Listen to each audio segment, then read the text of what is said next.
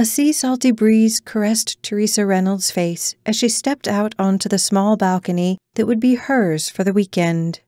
Gazing at the strip of beach and the expanse of ocean beyond, she drew in a deep breath. This weekend promised to be exactly what she needed.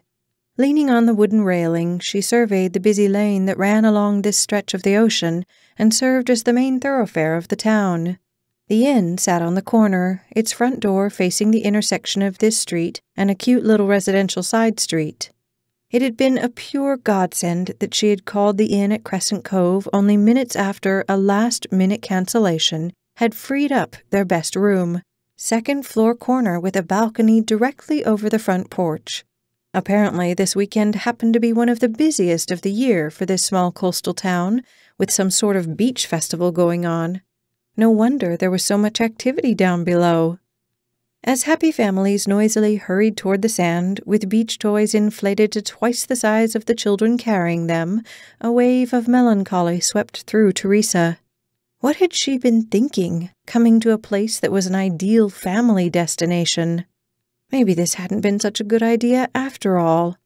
She pushed back the thought. So what if she was a single woman on a solo weekend getaway? That didn't make her pitiable. It wasn't as if she had a terminal illness or something. "Ethan, get back here!" The sound of shouting drew Teresa's attention downward to where a woman about her age grabbed a little boy by the arm, thwarting his attempt to dart out into the road.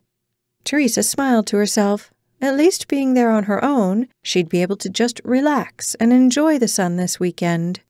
She relished the realization that some of those women out there might actually envy her. Turning to go back in, she caught her image in the full-length mirror on the door of the armoire across the room. Who was she kidding? Not much to envy about drab old Teresa. No wonder Jay had dumped her. Sighing, she stepped closer to the mirror and combed her fingers through her hair. Not only was it flat and uninteresting, but its reddish-brown shade left much to be desired. Feeling defeated, she flung herself onto the bed and stared up at the exposed white beams and the fan rotating lazily in the center of the ceiling.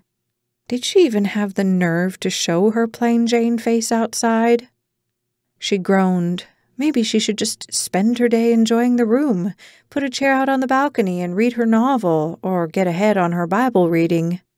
That had been one area of her life she'd neglected in the 2 years she'd been seeing Jay.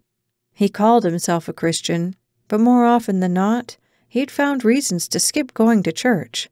Now that she'd gotten some distance, she could see how much his influence had pulled her away from her faith as well. The caw of a seagull through the open door reminded her that if she had wanted to spend another weekend cooped up indoors, with Chinese takeout and Netflix, she could have saved the money and stayed in her apartment. She had come here for a change of scenery and a fresh perspective, both of which eluded her at the moment.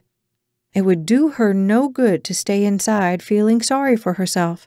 She might as well get out there and see what the quaint little town of Crescent Cove, Oregon had to offer. Kurt Mason stepped out of his beach house onto the sandy path that cut through the small front yard. It was another warm, sunny morning, perfect for getting a little exercise and fresh air before heading in to work later. Luke, his roommate and the owner of the house, sat in one of a pair of Adirondack chairs, drinking coffee and reading the morning paper.